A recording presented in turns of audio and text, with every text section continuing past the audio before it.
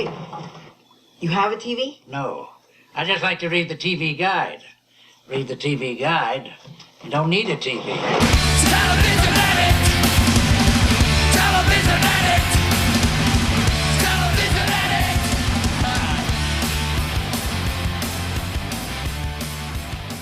Hey everybody, welcome to TV Guidance Counselor. I am Ken Reed, your TV Guidance Counselor, here to talk about classic television using back issues of TV Guide magazine as the gateway into our collective past. If you hear some odd plastic squeaking noises in the background, Larry has a bottle. It's a Polar Seltzer bottle.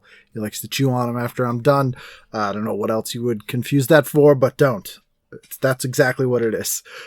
Anyway, thank you guys so much for joining me this week. This week, my guest is a great guy, Luke Geddes. He has a novel out called Heart of Junk. Luke is a longtime listener to the show and incredibly talented. Is a novelist, writer, just amazing by his book. I am blown away by my listenership. The amount of talent you guys have is astounding, and puts me to shame, but it's very, very flattering that you guys, like to use your valuable time to listen to my show, which I cannot thank you enough. So this was a great chat. I hope you enjoy it. I know I did, and I'm pretty sure Luke did. So please sit back, relax, and enjoy this week's episode of TV Guidance Counselor with my guest, novelist, Luke Geddes. TV is my friend, and it has been always there for me in time of need. Live via satellite from Central Time, Luke Geddes, how are you? I'm great. And I just want to say I've always thought of Central Time as the superior time zone. I know that's controversial. You're not wrong. You're not wrong, because I was always jealous of the Central Time kids, because you got, not that I had a bedtime or parents, but you got the 10 o'clock shows at 9 o'clock. So you got basically an extra hour's worth of primetime TV, and it just wasn't fair. Yeah, I mean, that was exactly it. To me, prime time was 3 hours. The only, I guess, downside is that they would schedule after-school cartoons. Some of them, we were still in school for them. I mean, that's a pretty decent trade-off, though, because from 7 to 8 o'clock, I was mostly just sitting through Jeopardy and Wheel of Fortune waiting for the good shows to come on. And yeah, then, exactly. You know, like, we were having dinner during the game shows, and then I was primed and ready to go. And it's a better model. It's a better model. What state did you grow up in? I grew up in Wisconsin. Oh, okay. And you still live in Wisconsin? I recently moved back to Wisconsin after a while in Ohio, which was Eastern time zone. Oh, was that a struggle? You know, actually, it was at first. It was for a long time. It was so hard to get my brain out of that central time zone thing. Like, I remember as a kid, I feel like they stopped doing it, but as a kid, like on Nickelodeon, they would always say, you know, this is going to be on at 4/3 Central. Yep. So I'm always listening to that. I felt like something special about that, like called out. We're the only time zone that gets our own schedule, and it's earlier than the Eastern time zone. And now that I'm back, like, I'm still confused when I see prime time is on and it's only 7:30. Well, sometimes you'd get lumped together with Mountain Time, which was the real mystery to me, because I don't know who was on Mountain Time. They'd be like 3 p.m., 2 p.m. Central and Mountain. Yeah, I feel like I wasn't even aware of Mountain Time until I was like a fully grown adult. It was just not. It didn't exist for me. So just forget about all those states. It's like sovereign citizens who felt like Central Time sounded too wimpy, and they're like, no, we want to be Mountain. Yeah, I think there's something about the higher altitude time moves at a different rate there, maybe. Well, we do know they have different baking instructions. Yeah. So, you know, when you're getting that mac and cheese ready and going to sit down for Everybody Loves Raymond, it's a different world there. I wonder if there are people who have a chip on their shoulder about that, like boxed cake mix instructions being like, why aren't we the default? And then it should say, if you're in low altitude, do this. Or I mean, I definitely feel that way. You know, that is sort of how I felt about the central time zone. Like, it was confusing to me. I guess in some ways we were special, but then other ways I felt like I'm a second class citizen here. Like, the rest of the world is at 4:00 and I'm stuck here at 3:00. Well, but overall, like, Central Time Zone is the superior race. So were you close to like Milwaukee, or were you pretty rural? I grew up in this city called Appleton. It's always hard to describe because people are always thinking like, did you grow up in the city? Did you grow up in the suburbs? Did you grow up in a small town? And it's not really any of those. It's just sort of like a mid-sized city that's like 2 hours north of Milwaukee and 45 minutes from Green Bay, which Green Bay people know because of like the sports team, but is also not that big of a city. So it's just sort of that middle-sized city, and its claim to fame is Houdini claimed it as his birthplace, but he wasn't really born there. He was born in Europe, but I guess he liked it enough that he wanted to assimilate to the Appletonians. Wasn't there I can't believe I can't pull what show it is, but there was a show where someone was like from Appleton, Wisconsin, and they would always bring it up.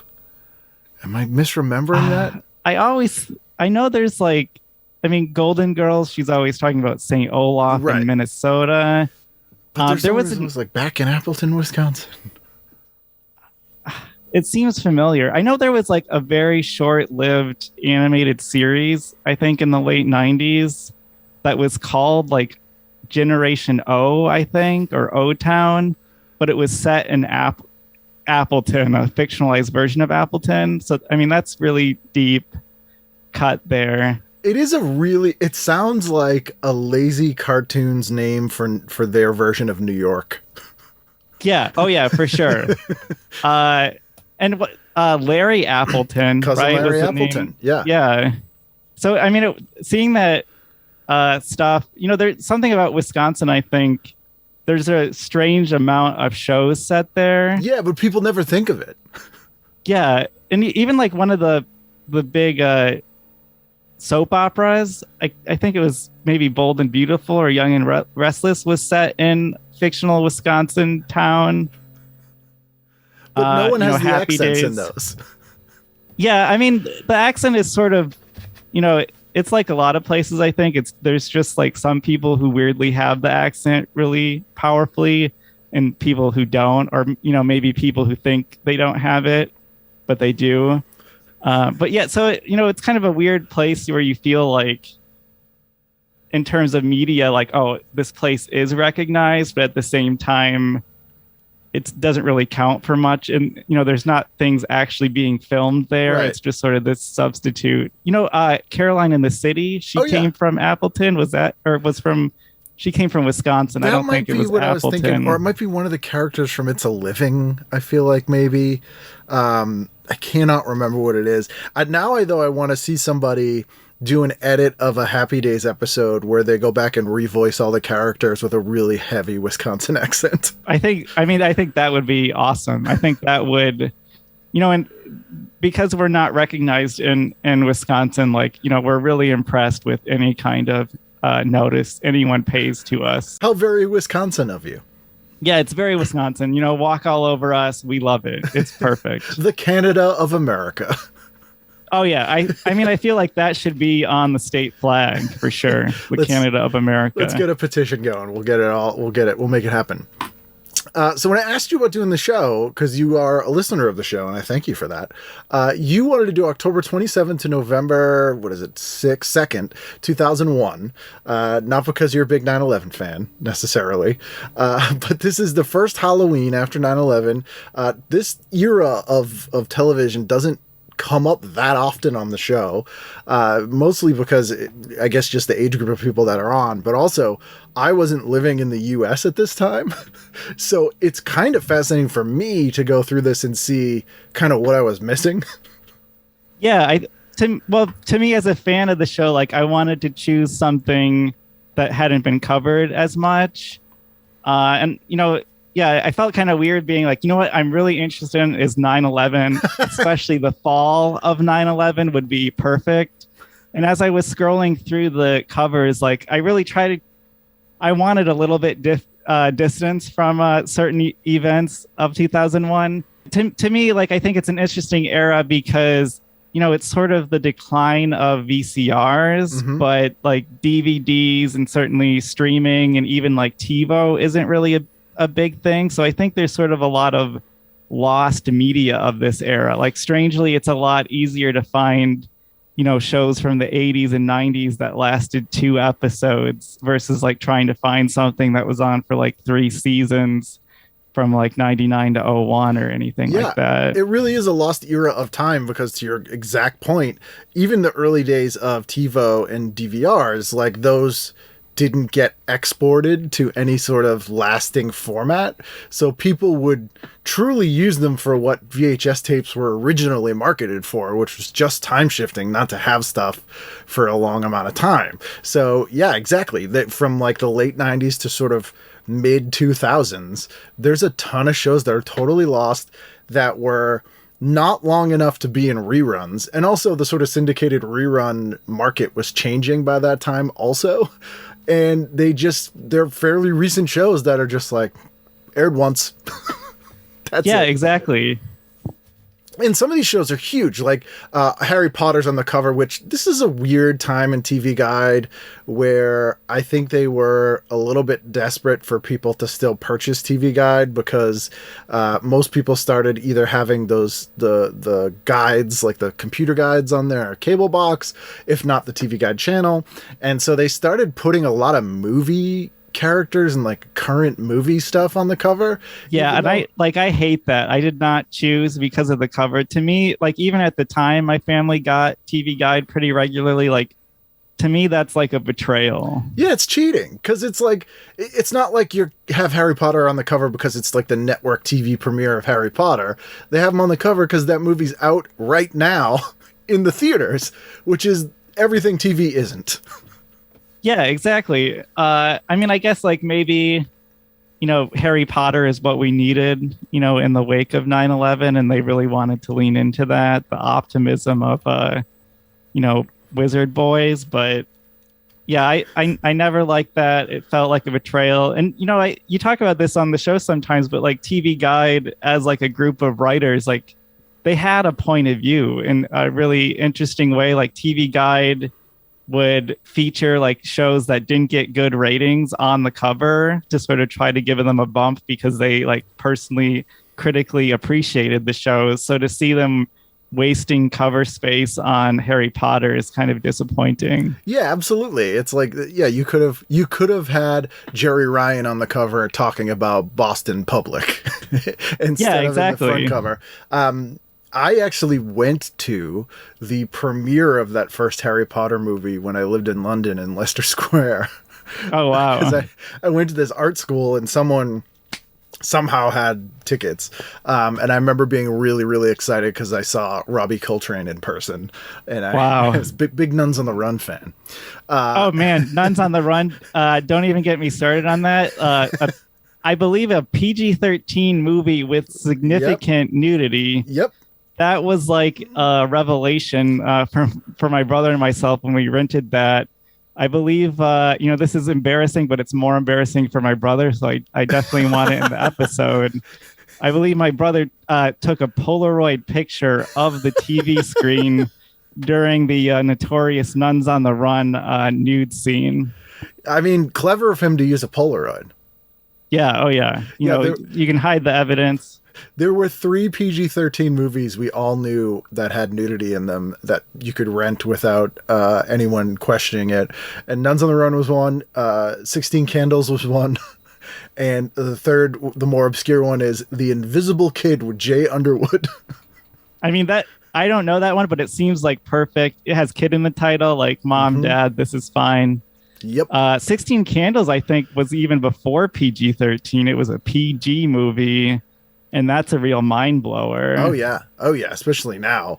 But I was very excited about that. And they also had, in the days before we had like Legoland in America, they had a life-size Lego Harry Potter. And it was incredibly impressive. Now it sounds not impressive at all.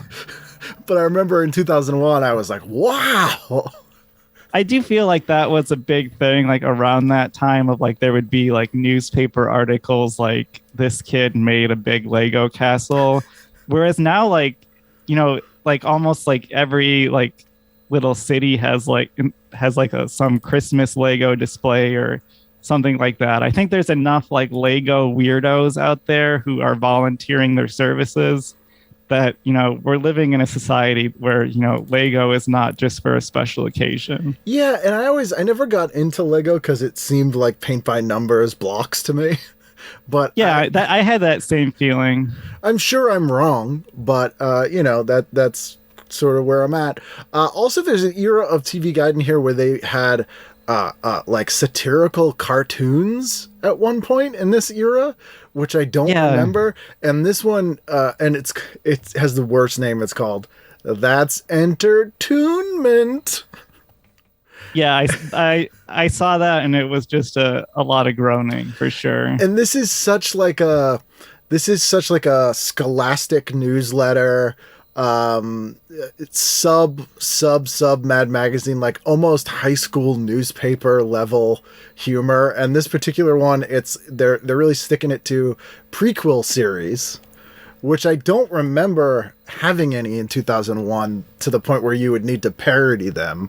But the prequel series they give us 5. One is just called Welcome Cotter. The younger high school days of Gabe Kaplan, which actually isn't a bad idea for a show. Then we have The Minnow, which is just before Gilligan's Island about the boat. Hutch, which is just about Hutch before he was partnered with Starsky. The 60 Cent Boy, which it took me a minute. I had to read it a couple of times before I got that it was supposed to be the $6 Million Man. Yeah, these are all, strangely plausible in our IP obsessed world. That's true. I can see these all as like bad CW hour-long shows. Except the last one, The Prairie, which is before there was a Little House on it. Right, so there's your classic gag at the end. Which is like SNL did a sketch when Two Guys, a Girl in a Pizza Place just became Two Guys and a Girl, and they did a spin-off show that was just the pizza place. Yeah, I that sketch, not the best sketch in the world, but it does weigh heavily on my mind. I guess interestingly, it weighs as heavily on my mind as the series Two Guys and a Girl in a Pizza Place, because I can't think of one without thinking of the other. I guess even though I've been watching that show for years, it was one of those obvious jokes that instead of making you groan as a young person, you go, I get how jokes work. It like taught you a structure.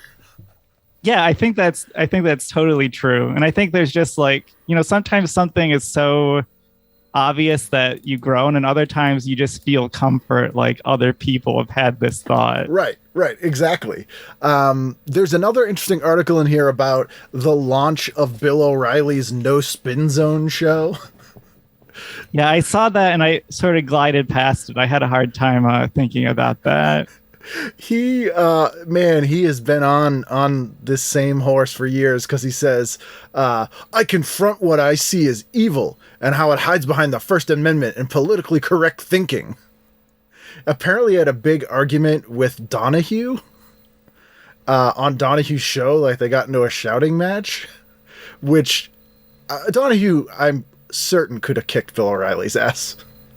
Yeah, I mean, that actually just makes me think of like what's our alternate reality where like Donahue is the one who like sticks around. Like he obviously had his reign, but if the Donahue types sort of supplanted the Bill O'Reilly types, around 2000, 2001, I think we'd be living in a utopian society, maybe. I agree.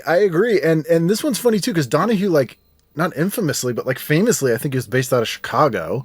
Like, was not a Hollywood guy in any sense of the word. And then O'Reilly's like, I think he's misguided, but I don't think he's a phony like most of these Hollywood types. I mean, I think that's Donahue. The praise. Yeah, that's the praise that Donahue has been waiting for Bill O'Reilly's acknowledgement. Bill O'Reilly was on Channel 7 here in Boston for a time. And at one point, both him and Keith Olbermann worked for the same network, Boston Network affiliate. I mean, that could be its own prequel series right there. I would see that. O'Reilly and Olbermann. Yeah, him and that. Fuck it, we'll do it live.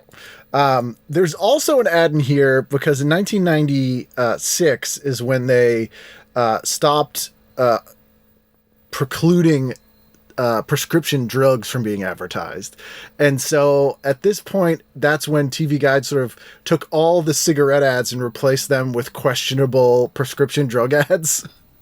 And the one on this page is a drug I do not recall. And I feel like I need to look it up because I imagine it had some sort of horrific side effect or that it was taken off the market. And it's a kid's ADHD drug called Metadate. Yeah, that is odd. That is definitely, I feel like there's going to be a podcast series about the scandal behind this drug. And the chemical name of it, which I cannot pronounce, is very similar to methamphetamine. Yeah, so it's probably a very effective drug, actually. So but let's bring it back. Like, I guess it sounds like meditate, but it also sounds like sort of like an ED medication. Yeah. That they should have not named that.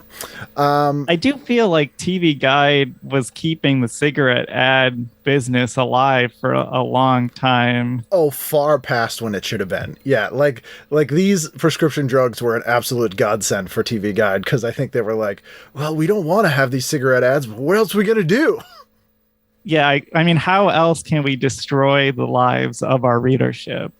We need homestyle bakes and then a bunch of prescription drug ads. Although there is almost a 2-page spread for cheese nips.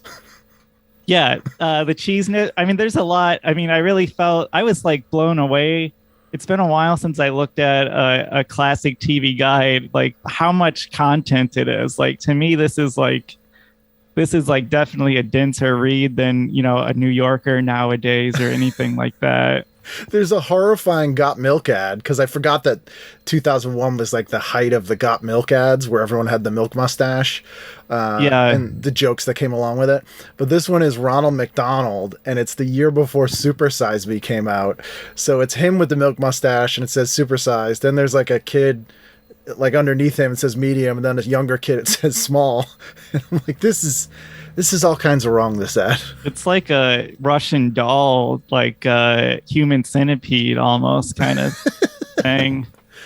And then the Freedom Flag collection is in here. Obviously, the first indicator that this is around 9/11. It's an ad for, as seen on TV, they're flags that attach to the hood of your car. One is the American flag and one says, God bless America. I mean, I'm sure that this probably wasn't like a brand new idea, but it seems like, you know, those American flags that you attach to your car factories were like going overtime. Oh, yeah. Oh, yes. And the thing TV Guide did every Halloween was they would, and I don't know if this was intentional, but they would have the Halloween issue would always be the Parents' Guide to Kids TV issue as well. And yeah, I noticed that. I don't know if it was just so that they don't get accused of being like satanic in the certain regions of the country. But this one, I forgot that the Justice League cartoon premiered that week in 2001, which had 2 seasons and then Justice League Unlimited for 2 seasons, which is still to this day, I think, the best comic book adaptation. Yeah, I haven't seen all of it, but I would probably agree with that. And I think a lot of it was written or spearheaded by that Dwayne McDuffie. Mm-hmm. It was like a big, you know, sort of veteran comics guy. I was sort of disappointed in that. You know, I'm going to reveal that like I watched a lot of kids TV when I was way too old, but for some reason I couldn't bring myself to watch the Justice League cartoon at that time. I was like a sophomore in high school. Like it seemed too kiddie. And it wasn't even that. It was like, it was too late. Like I would have loved that a few years earlier. And it just felt like, why didn't you have this for me when I needed it?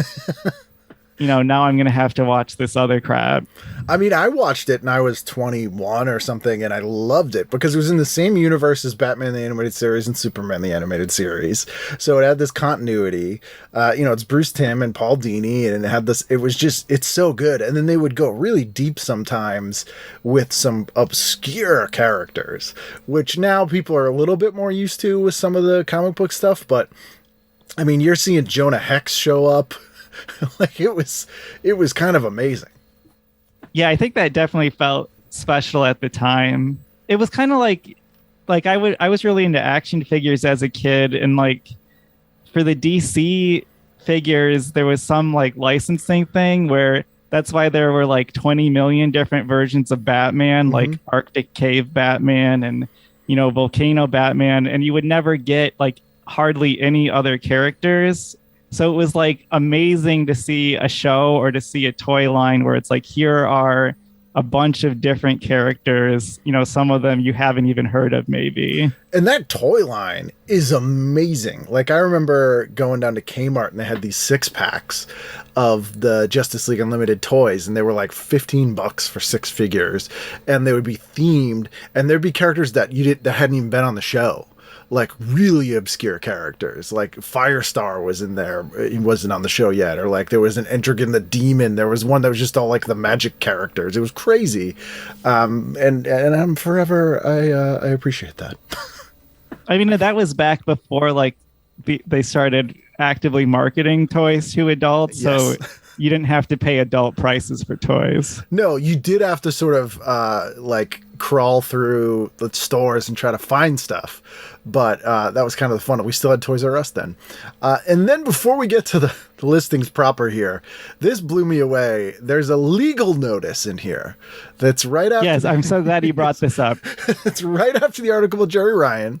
And I don't remember this at all. It says, if you rented from a Blockbuster video store and paid an extended viewing fee or non-return fee, a proposed class action settlement may affect your rights. You may be entitled to compensation in the form of certificates. Oh, I wish my family would have been made aware of this, because we were like the absolute worst family for late fees. Like we would just go from video store to video store. Like, you know, we would get the fees would pile up. We could no longer afford to go to that video store. We'd have to go across town.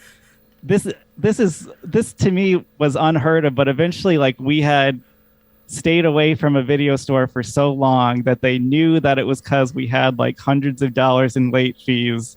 They sent us like a literal like get out of jail free card for our late fees just to try to win us back, because they knew we were a cash cow. Oh yeah, that was a thing. There were like late fee amnesty days. They'd do like once a year or something like that, where it would be the equivalent of like a teacher being like, I want to turn the lights off. When I turn it back on, I just want it back on my desk. I don't need to ask any questions. We'll just move on. It was like, if you just return it, we'll just pretend this never happened. I mean, I wish they would have told us about that, because it could have saved us some drama. You would I have feel moved like house a lot less times. I think so. Like, I really feel, you know, I guess I just felt like the criminal guilt as a kid, but it was like, it really felt personal. It felt like we were feuding with these video stores, and we knew we did wrong, but we didn't want to have to pay for it. Forever on the run, living a lie. You know, TriStar Video or whatever it was called. Like, you're never getting that instruction booklet for the Captain America and the Avengers Super Nintendo game back. Oh, so it was a lot of Nintendo games. It wasn't any movies. Well, like we would return the movies. We would just return them so insanely late that they would be just like salivating at the thought of us. And the other thing is like that stuff like wasn't connected to the internet or anything. Like you might not know what your late charge was until you went to rent another video.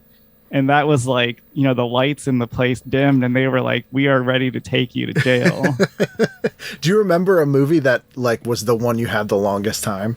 I'm not sure. I know that my brother was a big 8 Heads in a Duffel Bag fan. Oh, wow. Yeah.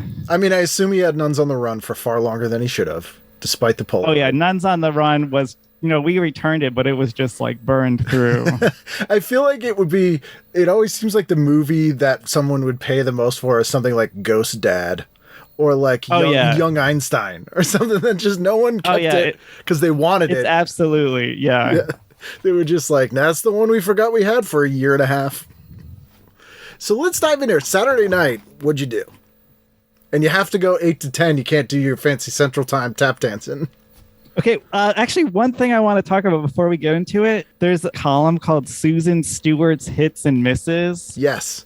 I don't remember this, and from this one installment, I couldn't believe like what a school marmish drip this Susan Stewart is. She hates fun. It seems like she hates TV.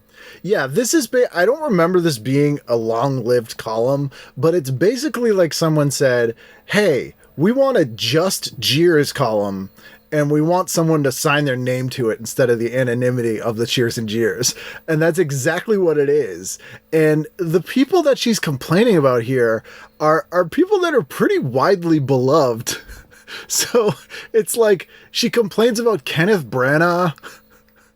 Yeah. She complains about Tyne Daly. Like, who complains about Tyne Daly? Nobody. Gahan Wilson. The thing that she raves about, a score of 9 out of 10 versus like the 2s through 6s she gives to everyone else, is like a 7-hour lecture about 19th century history that she admits she slept through part of. I napped through the Jacobites, she says. It just, this to me is such a bummer. It's such a bummer to start off your listings with Madame Susan Stewart here. This is really weird. Her complaint about Nova.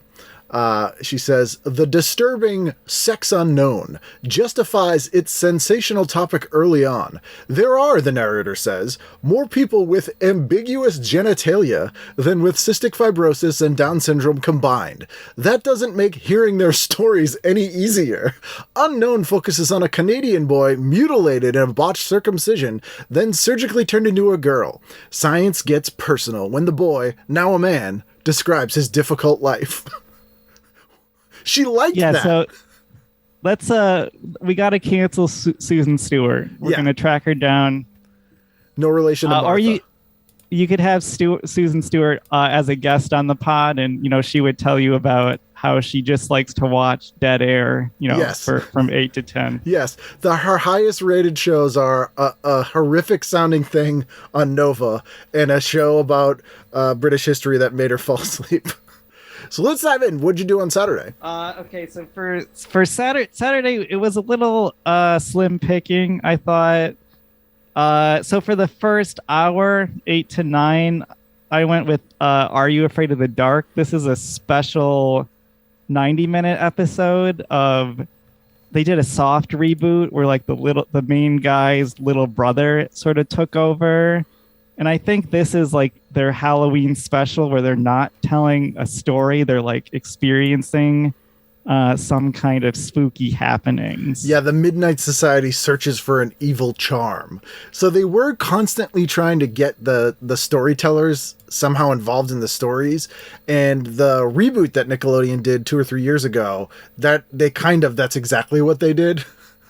Yeah. Which worked. That was pretty good, I thought. Yeah, I thought it was a good take on it, and it managed to do something new that wasn't just like a retread. But I remember this being terrible. Yeah, they didn't choose like kids to be on the show for like 2 minutes because they were the greatest actors in the world. Right. So to feature them for a whole episode. And it's one of those shows that is aggressively Canadian, but doesn't embrace it. Yeah, I was thinking about that. I was thinking about how it never occurred to me. Like, I don't know if I would have been able to identify that everyone was Canadian when I was a kid watching it, but I feel like I should have noticed, like, why do they all talk this weird way? Because when I watch it now, it's absurdly Canadian. Oh yeah, absolutely. It could have been named that and it would have made sense. But not a bad pick because we're on October 27th. We're a couple days before Halloween. My only other picks, I mean, there's some good movies on. The Bride is on, which is the Frankenstein 1985 with Sting as Dr. Frankenstein and Jennifer Beals as the bride. You have, where's the other thing I saw here? There was another good movie on Highlander the series. Where is it? I just saw it. Not Eye of the Needle. Race with the Devil. That's what Race with the Devil is on the movie channel, which is a fun 70s movie. So are you watching the whole 90 minutes there? I'm not too invested in it. So I'm switching over to CBS for, I believe, the post Touched by an Angel hour. There's a show called Citizen Baines. I do not remember this. I don't remember it either, which is strange because I watched, 24 hours a day of TV, so I feel like I know almost everything from this era. But I did look it up, and it does star James Cromwell. Okay. He is a citizener who loses re-election, so he moves back home and I guess uses his senatorial wisdom to guide his 3 adult daughters through their lives. So it's like it's like Empty Nest with a senator instead of a doctor. Yeah, that's exactly it. That's actually what my wife said when I described it to her. So probably it got terrible reviews, but I feel like James Cromwell, like, there has to be something to it. Yeah, he's coming off LA Confidential and Babe in 2001. Like, he's on a high. He didn't have to do TV. So there must have been something there that appealed to him. But I do think there is something dreadful about the fact it comes after Touched by an Angel. Like, it's going to carry that trickly feel to it, I think. Yeah, it's that Saturday night, like, there are people watching this because they can't physically leave their house kind of programming. I liked that night, a few years earlier, maybe, when I think they had, like, Martial Law and Dr. they had Quinn. Early Edition. Yeah. But at this point, I think they were struggling. They were really struggling to find a show that was, like, the right mixture of, like, very old, very slow paced, and, like, very heartwarming, And not too Jesus-y. Yeah, not too Jesus-y. But The Faculty's on. I think I would have went with The Faculty on USA, which is a movie I really like. Yeah, I feel like that's sort of a forgotten one of that era and one of the better, like, 90s post-Scream movies for sure. Evil Jon Stewart. I mean, one of his finest acting roles, for Maybe sure. his only acting role that I can think of. The classic performance in the Adam Sandler Big Daddy vehicle. Yes. But that movie, yeah, that is one of the post-Scream forgotten movies, and I think people confused it with Disturbing Behavior too much.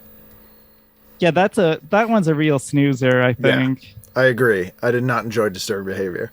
So that's the whole night. What'd you do on Sunday?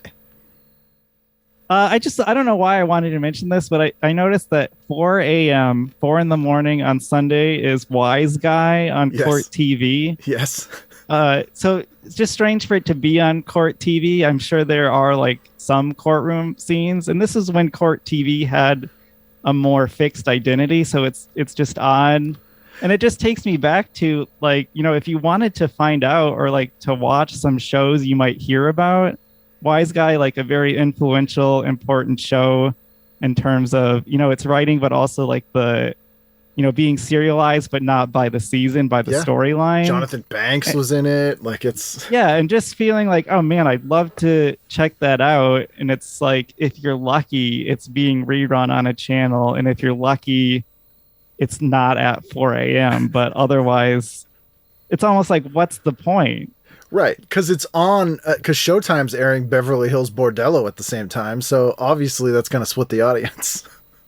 I mean, it's definitely one of those situations where you got your finger on that last channel button, going between Wise Guy, Jonathan Banks, and the Skinamax or Showtime. 4 in the morning. 4 in the morning's that weird time, too, where, like, I would routinely stay up till 3, which seemed reasonable.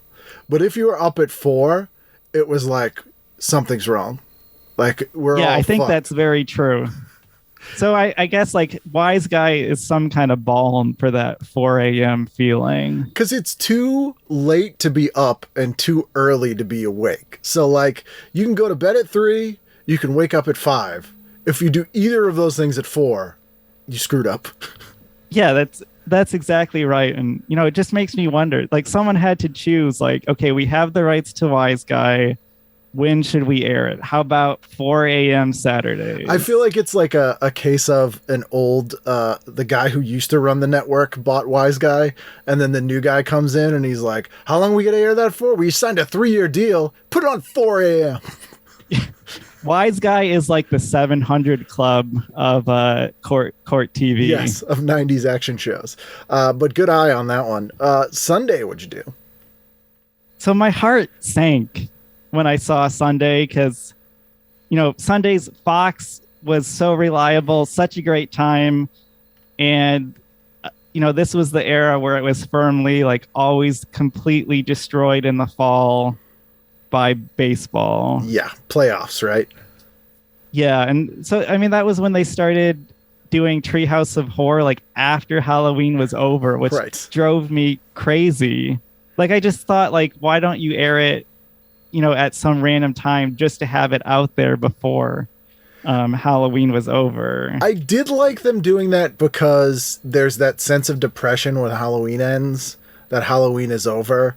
But to know that you had like one last gasp of Halloween, a couple weeks later was kind of nice.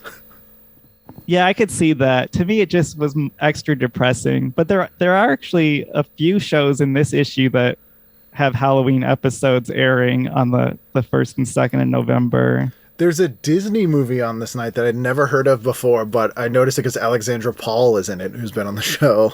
And it's called The BRANIACS .com, which is such a 2001 title. And it says, a boy secretly becomes the primary shareholder in his father's toy company as a way to get his dad to spend more time with him. That's really combining a lot of different tropes of these kind of movies. Tom DeLuise is also in it. Disney was especially in this era, they were like a direct-to-TV movie machine. Big time. Now I feel like I need to watch that.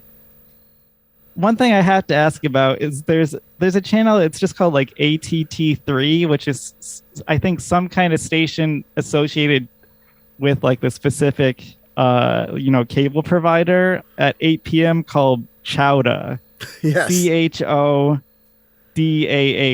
Do you know anything about this? This is the New Hampshire edition. So that gives you a little bit of light. This is the AT&T cable edition. And I believe it was a cable access show that actually got listed in the TV guide. So most cable access channels, I think universally, were channel 3 in markets.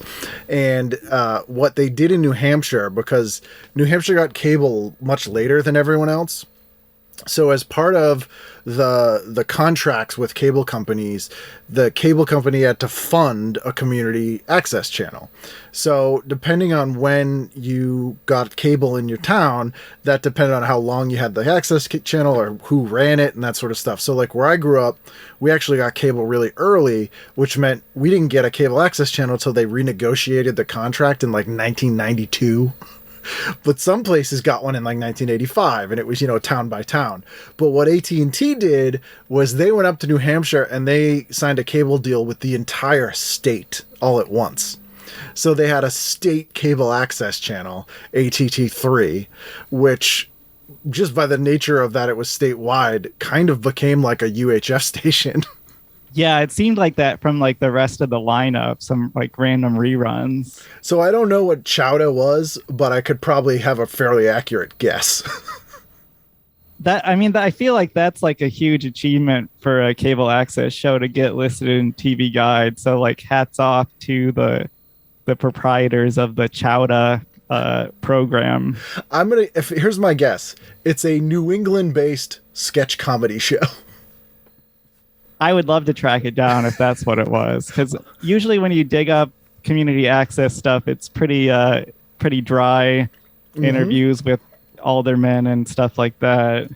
I'll see if I can find who was behind Chowdah and see if I can dig up some footage using my local This could be another investigative podcast series. Whatever happened to Chowdah? It could, exactly. So I assume you're watching Chowdah at 8.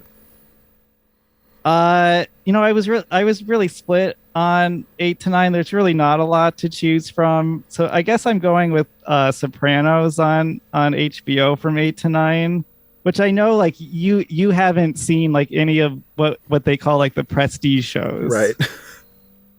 Well, this one I missed because it really started airing at this time, and I was living in the UK. Yeah, and I've seen some of these shows, but I'm really with you. Like when sometimes you have guests who are incredulous, like you haven't seen this or that. But the thing is about the prestige shows is like a lot of them, especially the newer ones, just aren't very TV, right? They're like serialized movies. Yeah. And I think there's something that we're missing out on nowadays, when we sort of shun the conventions of like the classic TV formula. Oh yeah, there are certainly some of the prestige TV shows, especially in the last couple of years, and especially from the streaming services, that are not TV series. They are a maybe 2.5 hour movie that they've made into 13 episodes, which means we have like 4 episodes of just wheel spinning and stuff that should have been on the cutting room floor. It's just like every movie director's cut with all the cut scenes cut back in, and that's a TV series now.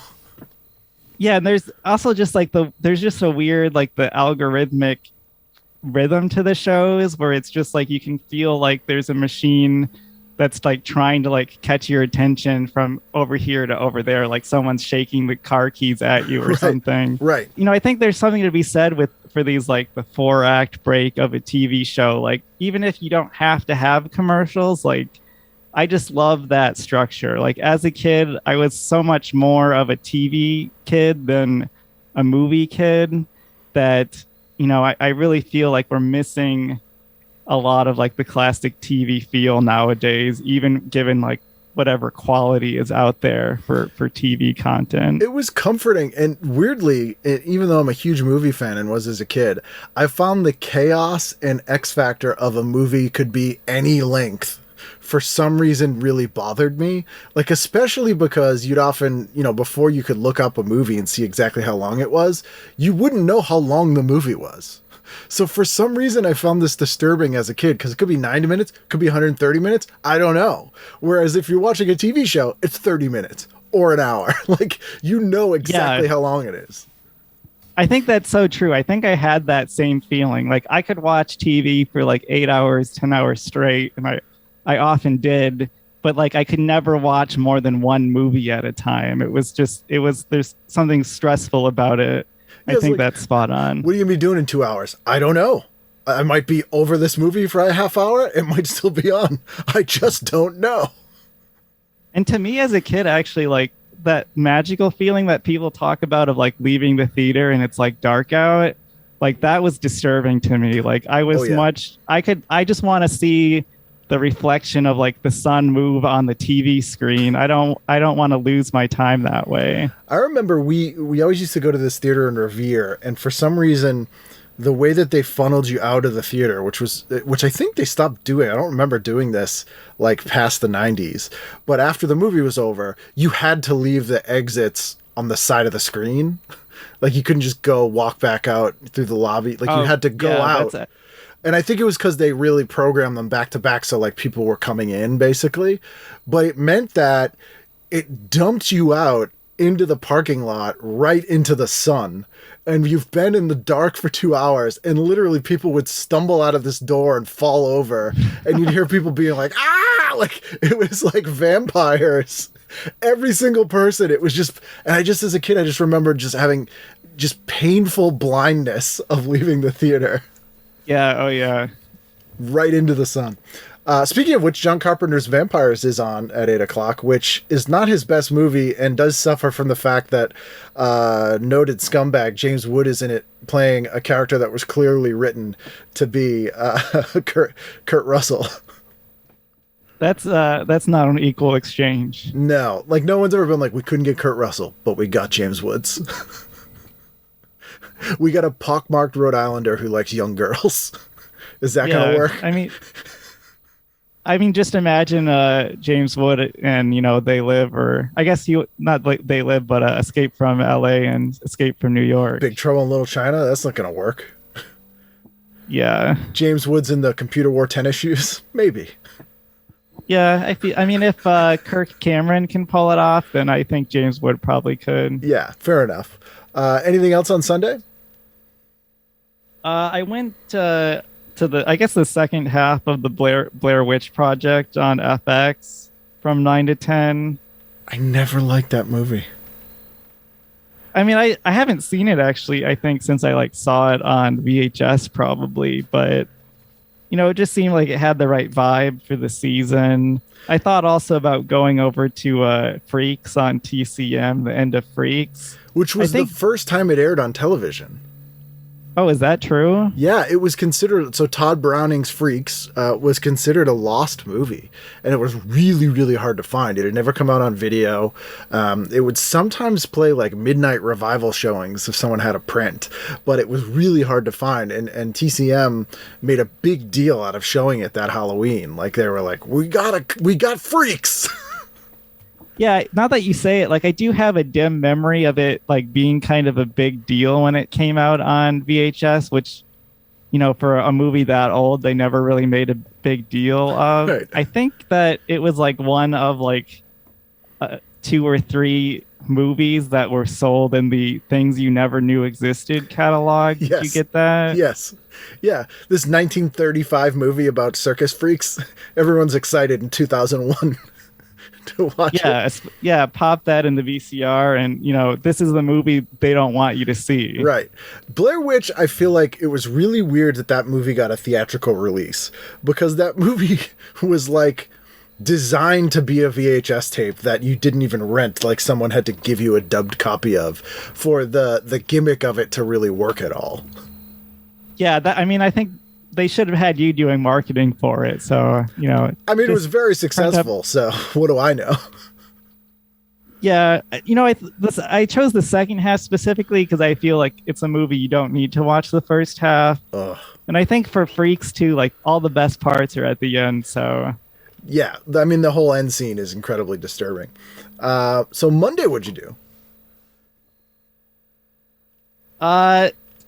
Let's see. So for Monday, I guess I went with Boston Public, 8 to 9 p.m. on Fox. This is the second season premiere. I've never seen it.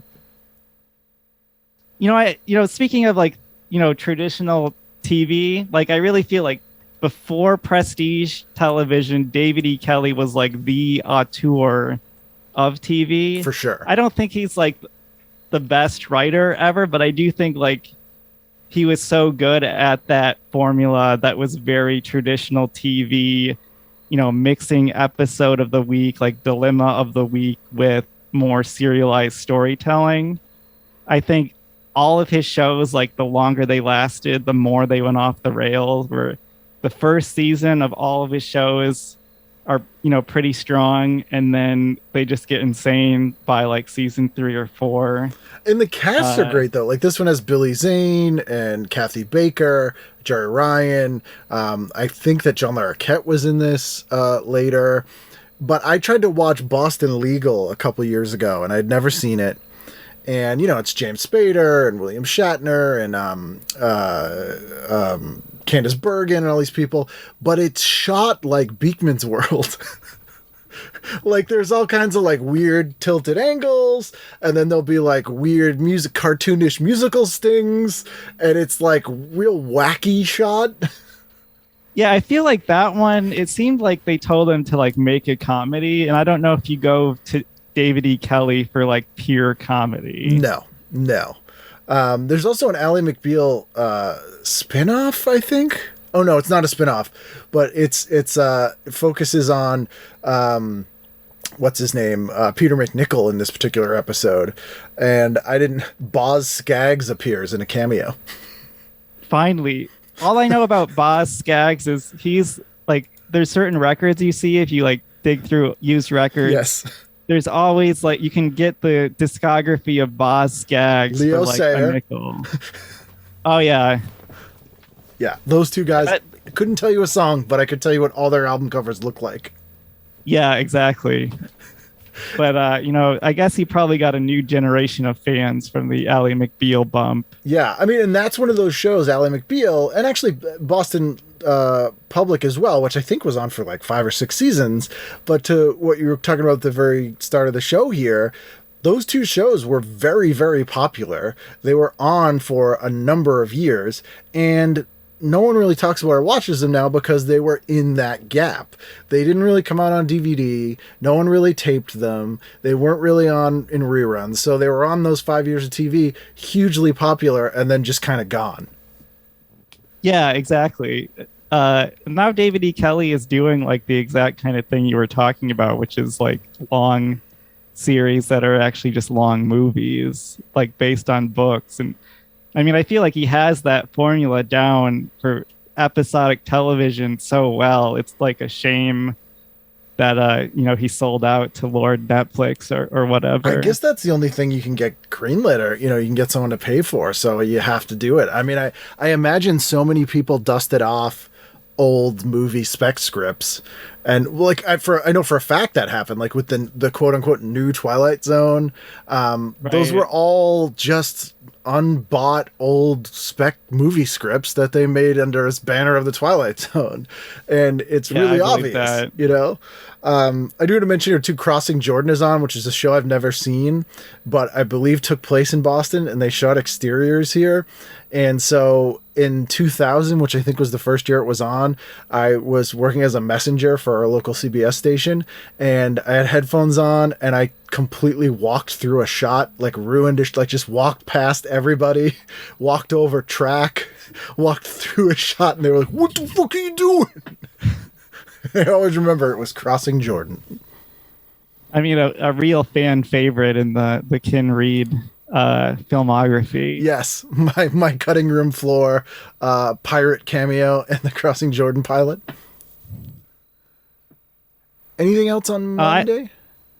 From 9 to 10, I went with the second half of a TV movie on Fox Family, When Good Ghouls Go Bad. This has Christopher Lloyd in it. Like if if I asked you to guess, like what is this Halloween TV movie about, I think you would probably guess it. It's like a town that's cursed and they can't celebrate Halloween. But I would just be watching that, I think, because Freaks and Geeks, just to sneak into that 10 o'clock hour, was being rerun like for the first time ever on Fox Family. And that was like a big deal at the time too. Yeah, because there were 3 unaired episodes they were showing, and one that got cut into by some sort of breaking news event. It was like a plane crash or something like that. So it was the first time you could see the whole series. Tuesday, what'd you do? So another daytime thing I want to point out is Blue Velvet is on at 11 a.m. on Bravo. As it should be. Only 2 stars from TV Guide. That's pretty brutal, considering the fact that Tuesday at noon, A Return to Salem's Lot is on TNT, and I love that movie. It's a terrible movie, but I enjoy it. But they gave that 3 stars.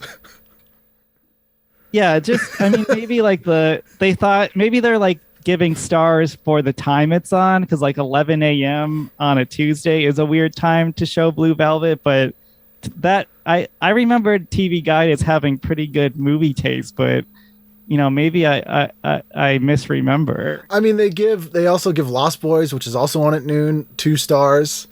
So I don't know. This is a wacky starring system I think they have here.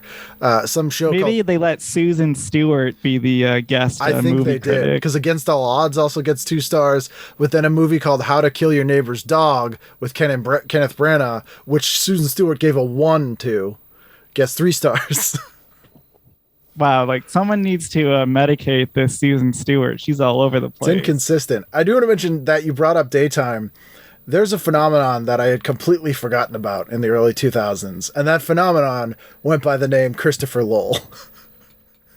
And Christopher Lowell had a show on the Discovery Channel. He was flamboyant, I guess I would say. And he was like a guy who he was like Martha Stewart, but was a middle-aged bald man with a beard. Yeah, as soon as you said he was like Martha Stewart, that bald visage appeared in my mind. Yeah, I totally forgot about this guy. But he was massive. Massive. And in fact, speaking of SNL, there was a sketch they did when John Goodman hosted where John Goodman played him. And because Christopher Lowell used to always go, ah. It was like his catchphrase. Yeah, this is really this is a memory hole that you're dropping me into. And this was before there were a ton of home makeover, crafting shows. We didn't have DIY network. They hadn't spun these all off. So it was on the Discovery Channel and it was on every day. And he would just do these makeovers, but they were terrible. It would literally be him gluing macaroni to toilet seats and spray painting them gold. And he'd just be like, ah. And he would do tours. I remember he did an autograph signing at a Filene's, and one of my college roommates went out of his way to go. It's an amazing ad because it's him dressed as a witch. And it says, "Is your house haunting you? Christopher Lowell has tricks to solve your decorating nightmares all year long. Scared? Don't be. You can do it." I just can't imagine being oh, I'm so stressed out about decorating my house for Halloween. Thank God for this Christopher Lowell guy. And he just disappeared. And he's also one of those guys that he's clearly not a heterosexual man. It's evident. But he has a wife, and he was always talking about his family, and everyone was confused. And it was weird. It was I don't know what his deal is. And then he just disappeared. I mean, yet another investigative podcast series for sure. Hunting down Christopher Lowell. I feel like I don't want to know, to be honest. I feel like it's got to be bad. I mean, I hope he's able to just be himself now. Yeah. This was definitely the last gasp of that era where it's you don't have to pretend anymore. You're not Paul Lynde, right. You know what's going on. And it's shocking to me actually, because I remembered him being early, in the 90s, but I guess it was later. So it is even weirder that this is so late and still that nope.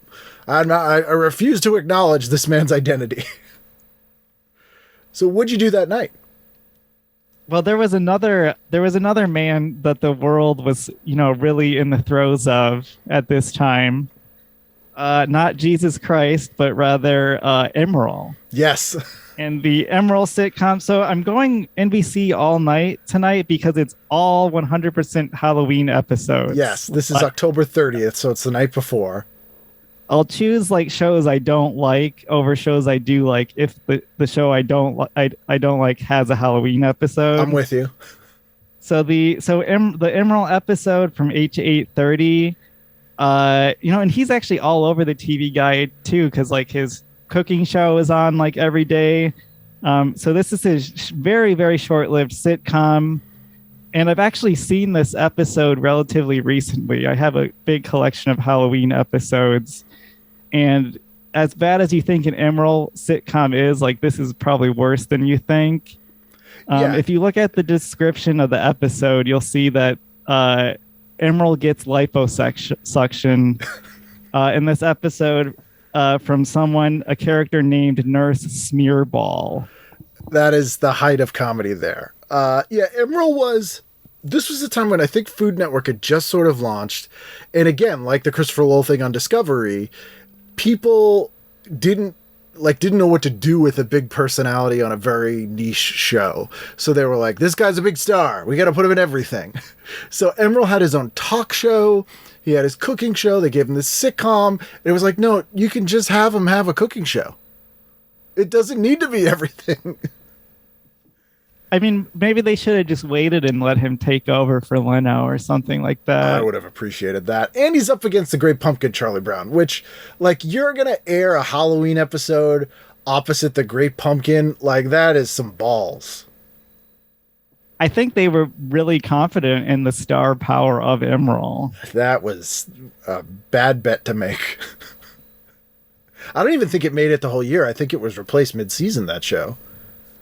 Yeah, I don't even know if it made half of a season. It was just one of those things where you could tell immediately they were that was a bad idea. Yeah. As soon as they started filming the first episode, they were like, oh shit, this was a really bad idea, wasn't it?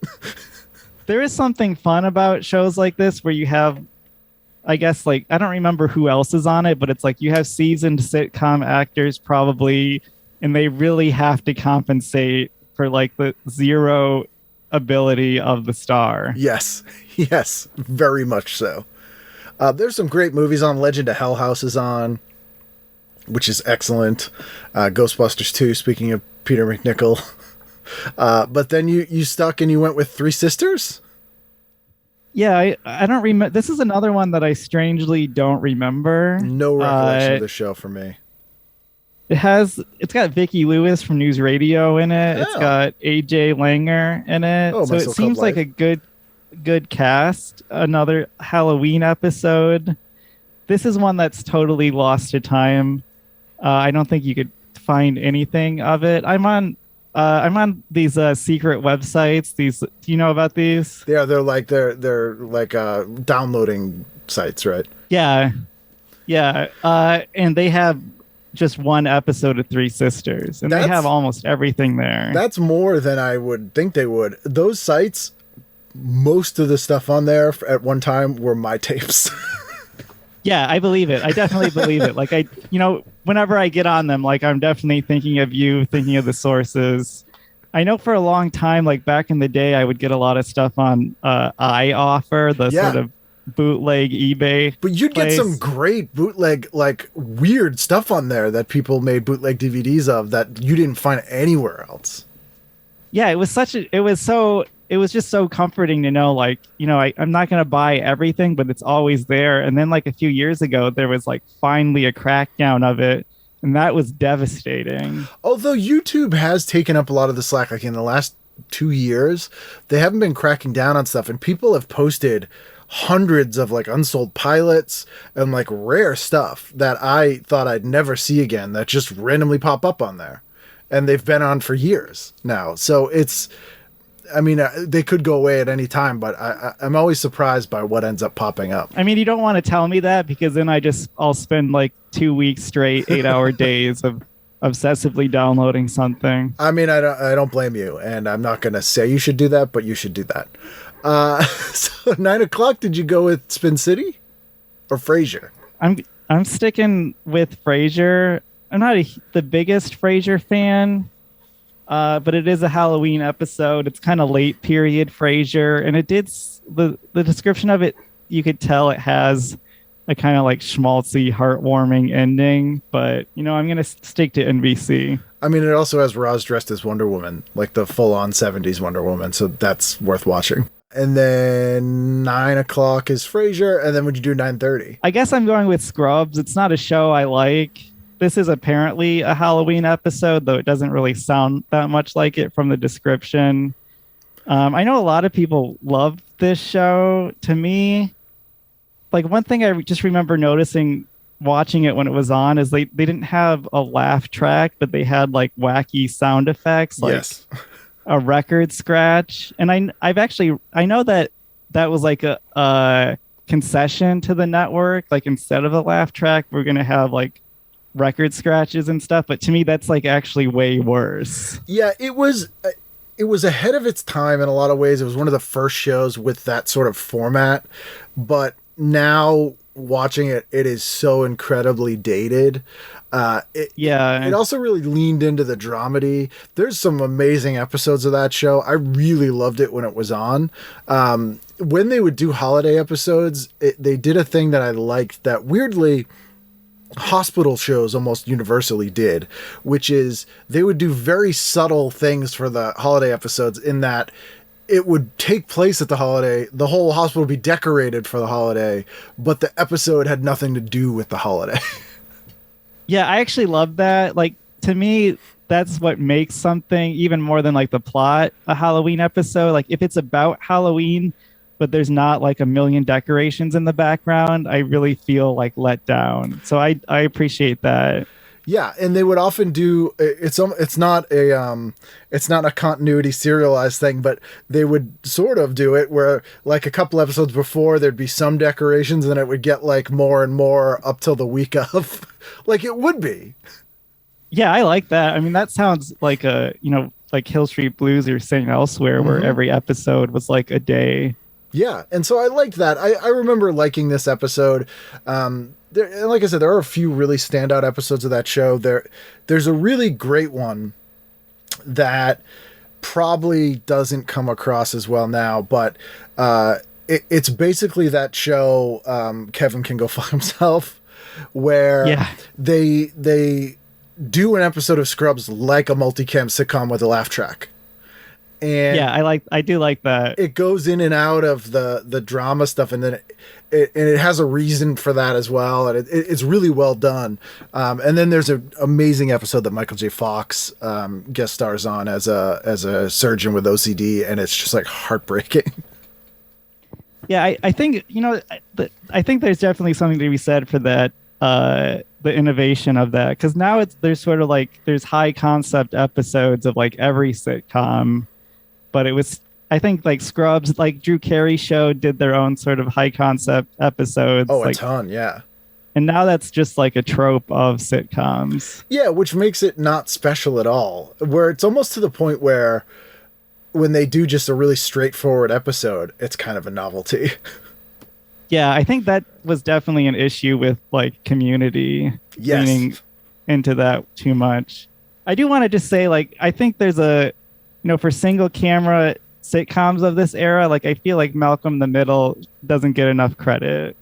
I didn't watch a lot of that because, again, I think it launched when I was in the UK, and also I felt I was probably like a little bit too old for it.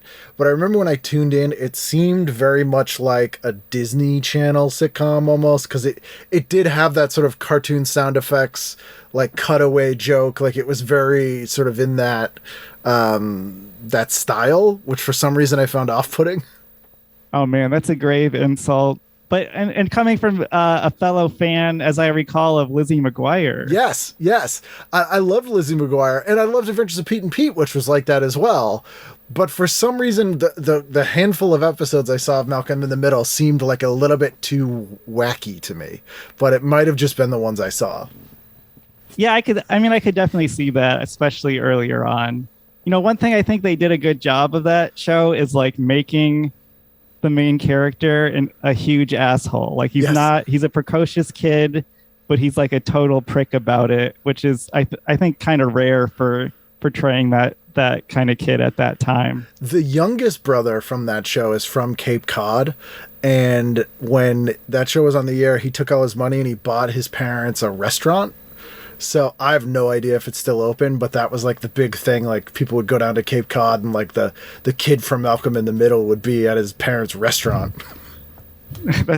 That's a pretty low stakes form of fame. But yeah, apparently all the kids on that show just like, instead of like being normal child actors and like getting into drugs and blowing all their money, it's like they invested in real estate. And now they're extremely wealthy. Yes, I own a series of condominiums. Wednesday, 8:00. This is the big one. It's Halloween. What are you doing? So this is Halloween. I don't think that my first thing is Halloween themed, but this is a show I'm an evangelist for. This is like the prototypical Lost, turn of the century show, which is Ed on NBC. It doesn't help that it's like search engine proof. Right. But I remember the show. It was, I vaguely remember this being like Northern Exposure-ish. Yeah, it was definitely in the Northern Exposure, like picket fences mold. I would say it was like the last sort of, quirky small town dramedy. It was Tom Cavanaugh? Yeah, Tom Cavanaugh. I think the marketing didn't do a great job. Like this was the sort of Ross Rachel era, and every show, especially every NBC show, was like marketed around a will they, like an absurd will they won't they. Like I remember they even did that with like Fraiser and Roz and stuff like that. So a lot of the marketing for the show was like, will these two characters get together? But the actual show itself, I feel like it's not the greatest show ever made, but I feel like in some ways it's the perfectly designed hour-long show, because you have a character who's a lawyer, so you can do stories that are like ethical dilemma of the week. You have characters who are high school teachers and high school students, so you could do those like coming of age stories. There's a character who's a doctor, so they could do doctor stories. And then like the thing with the show is like he's a lawyer who owns a bowling alley, and like the bowling alley stuff with Michael Ian Black can be like the straight absurdist comedy. So you could really do everything you want within the setup of the show. I'm gonna ask Mike if he has copies of this. I've got the best copies that are out there. Oh, okay. But this is a show, and I think actually Shout Factory, at least a few years ago, they said like this is the number one thing people ask us for, and we're never going to do it because there's too much music on rights. it. Yeah, I'd like to see it because it's a show that I missed because I was in and out of I think it was 2 seasons, maybe 3 seasons. It was like 4. The last one's a little short. Maybe I'll see if I can hunt this down. I can hook you up for sure. Nice. Thank you. It's from the former David Letterman head writers. Okay. Rob Burnett and John Beckerman. So it's funnier than any sitcom on the show. Like it's a joke machine. Right. I need to see this now. There's some good movies on that night. Obviously, it's Halloween. We got Nightmare on Elm Street, which it only gives 2 stars. Fright Night. Yeah, I noticed that. 3 stars for Fright Night. 3 stars for Bram Stoker's Dracula. Tales from the Crypt, Bordello of Blood. They're given 2 stars. The same they give the original Nightmare on Elm Street. I don't know about that. I put the second half of Nightmare on Elm Street for my 9 to 10, and the only 2 stars is absurd. Yeah, but I guess it's equally as good as Blue Velvet, but I guess that's just the 2-star bar that these films will never cross. Yeah, because they have the 1972 Tales from the Crypt, the Amicus one, they give 2 stars, which is also on. The 1990s Body Snatchers remake with Gabrielle Anwar, they give 2 stars. So I think it's just like, that's a weird... I don't know. I can't agree with that. That seems wrong to me. It's wrong. Were you still going out? You were too old to trick or treat at this time. Yeah, I was never really that huge on trick or treating. I think because I wanted to stay home and watch TV. It was a good TV night. Yeah. I was definitely too old at this point. Do you have a best costume though that you had as a kid? I never had like a good costume as a kid. I think to me, Halloween was like about everything leading up to it. Like, the sort of vibes and, what was on TV where I feel like I learned quickly that the actual night was always going to be a letdown. That is true. Maybe you're the smart one here. I hope so.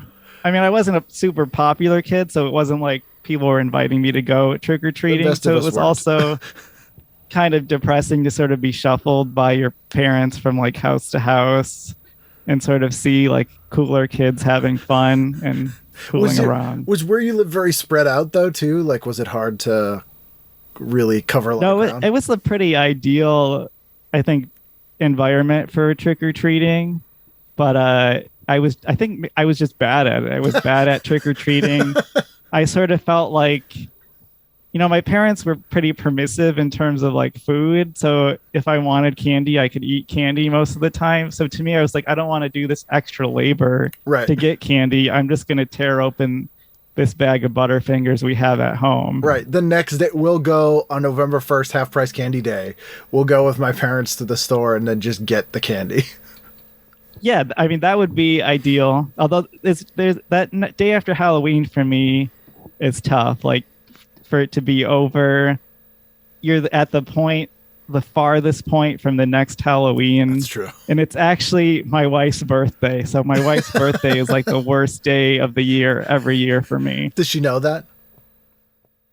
Oh, yeah, I let her know. She really wants to act like, oh, no, we're still carrying the Halloween spirit. And I'm like, you missed it by one day. Yeah. You could have been a Halloween baby. But then she would have got those combined Halloween/birthday gifts. It would have been a nightmare for her.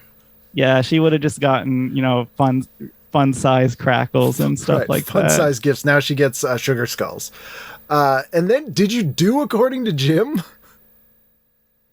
I I didn't do According to Jim. I was going to stick with Nightmare on Elm Street, but I did actually this very week, by coincidence, my wife and I did watch all 3 According to Jim Halloween episodes. How are they? Like, I've never seen that show, but Tracy Newman created that show, which I really love Tracy's writing. And actually, she co-created the show. Her writing partner is the guy who plays Jerry Dandridge's familiar in Fright Night. Oh, wow. So he's on TV opposite the show he created. Yeah. I mean, it would be tough in that household to choose, like, what are we going to watch? Dad in this movie or the show he created. That's tough, but is it a Halloween episode of According to Jim? It says it is, but it doesn't sound like one. It just says, so it says, on Halloween, Cheryl plays bad cop when Garcia disobeys, but Jim becomes good cop by something getting rid of the punishment when Cheryl's out. So it says it's on Halloween, but this isn't something very Halloween-esque episode. I mean, I would put it like 3 out of 5 on like the spooky vibe meter. There is a lot of like decorations in the background. The little girl gets punished. She doesn't get to go trick or treating. That's a big punishment.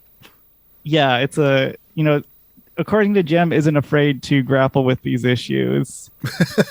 There's a later Halloween episode where Jim's son wants to be Cinderella for Halloween. And you can guess how that goes, especially given the era. Like it's very Home Improvement in terms of the Jim character. The rest of the cast is good, I would say. It's a great cast, but that Jim Belushi is a little hard to get past. Courtney Thorne Smith is his wife on it. Is that a position? Yeah, she's good on the show. Yeah, there's also a Roseanne Halloween one where DJ wants to be a witch for Halloween.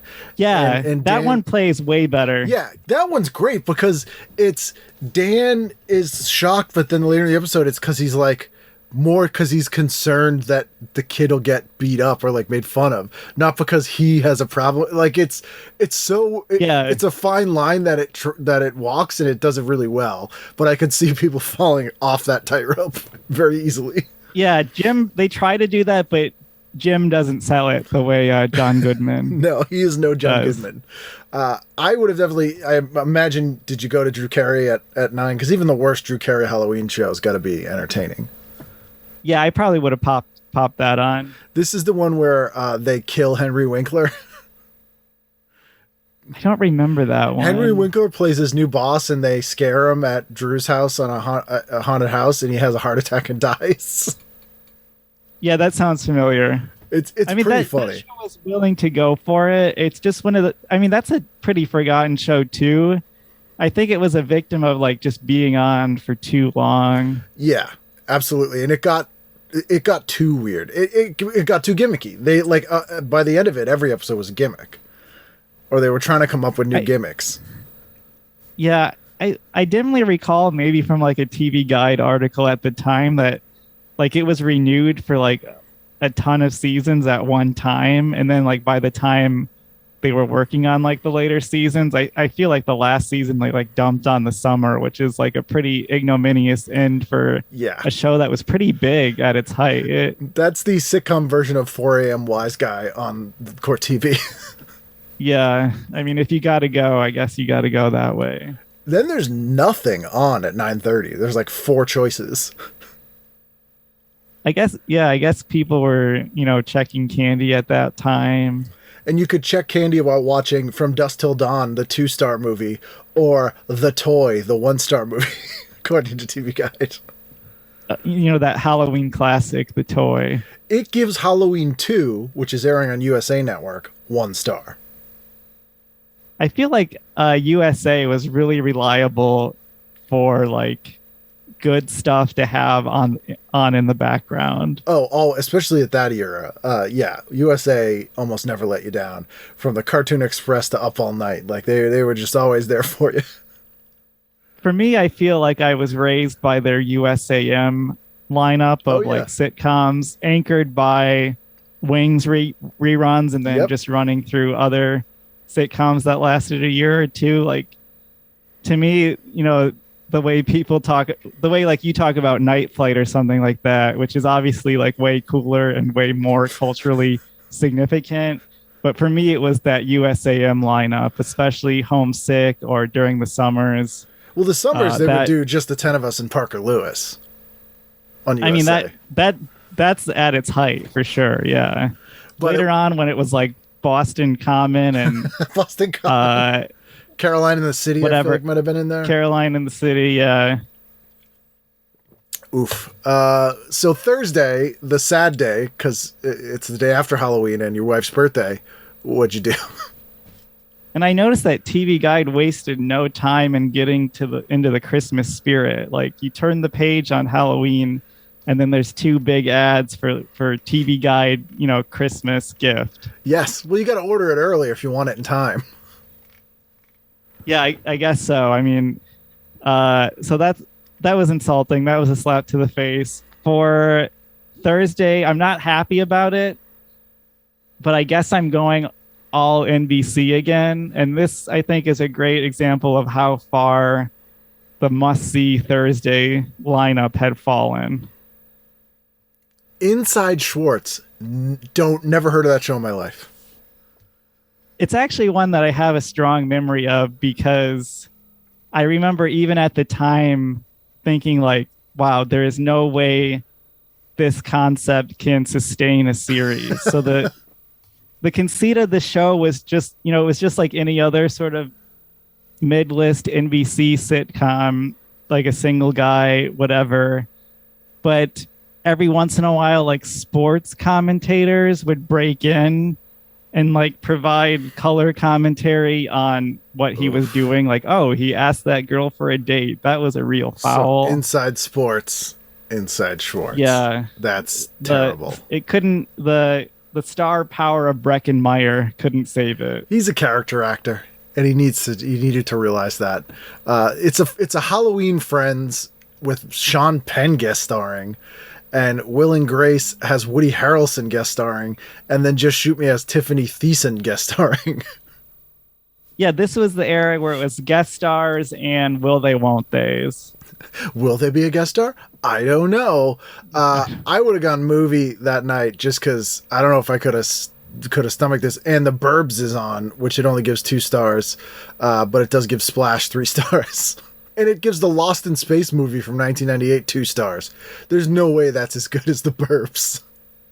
Yeah, that's absurd. Because even at the time, like, I feel like the world acknowledged like Lost in Space, the movie, was not a good idea. I can't, like, 2 stars seems extremely generous. Yes. And I do want to mention that the ER that night is about a pandemic of meningitis. But I mean, that hits close. It does, and it is an interesting thing here that I forgot they had to do, where in brackets they say shown in the letterbox format. This is the other interesting thing about this era is there are shows that were actually being aired in widescreen high definition to almost no one. Yeah. So some of the more prestige shows or the shows that had more cachet, like X-Files, I think aired a lot in letterbox format, and ER. Buffy. I think a lot of people, it was confusing. And so some of these shows are now streaming and you can see them in the full HD, but other ones are just like, if you can find them, it's only in 4:3. And I'm sure I'm in the very small minority who's like, oh man, I really wish I could see those other 2/3 of Inside Schwartz or whatever, but it's interesting because they passed 1996 is when they passed the laws that HD would be a thing. So NBC was really ahead of the time. They shot all these shows in HD, but they formatted it so that it could work in both ways. But yeah, when you look at Friends now, you're actually seeing more picture, and same with Seinfeld actually.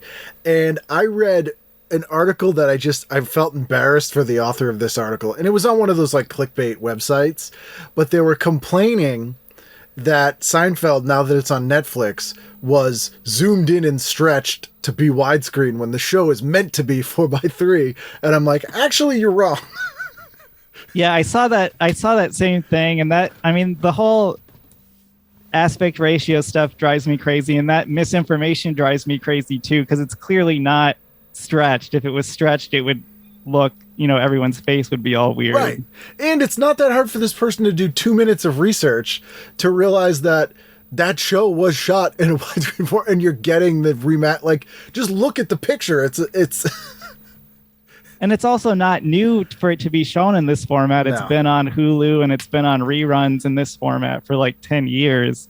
Oh, that like article. Netflix is evil in the way they act like everything they're doing is brand new. Like they're acting like Seinfeld is premiering on streaming for the first time when it's been around forever, just not on Netflix. Right.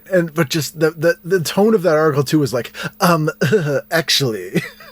And it was like, no. Yeah. No. I mean, that's the internet in a nutshell. Friday night, final night of the week. What'd you go for? This is actually a big night for me. Two of my favorite shows ever are on tonight, so we're going to have to go into that 10 o'clock hour. Okay.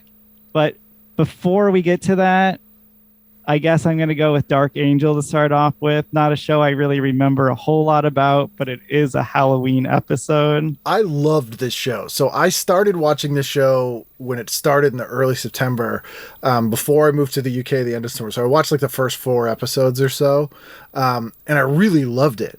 It was a weird show. It takes place in this dystopian future that reminded me of like the Max Headroom future.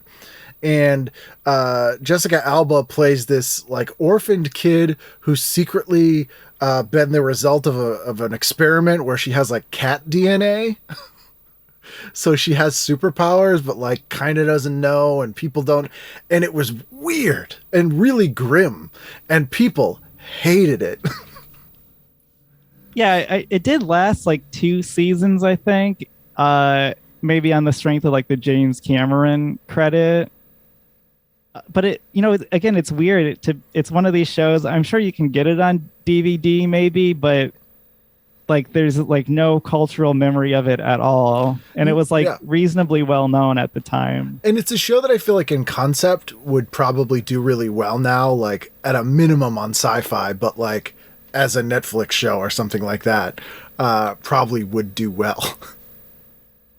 Yeah, and I think even at the time, it could have gotten a bigger following, but I think like the audience for these sorts of genre shows, strangely at this time, was like pretty well sated, because they had Buffy and Angel, and they had X-Files, and whatever was going on in cable, like Stargate. Well, there was. Whereas if they came out a couple years later when those shows were over, I think that audience would have really been dying for a show like it. There was not to bring up 9/11, but 9/11 did kill a bunch of new shows that launched in 2001 that probably would have done well otherwise.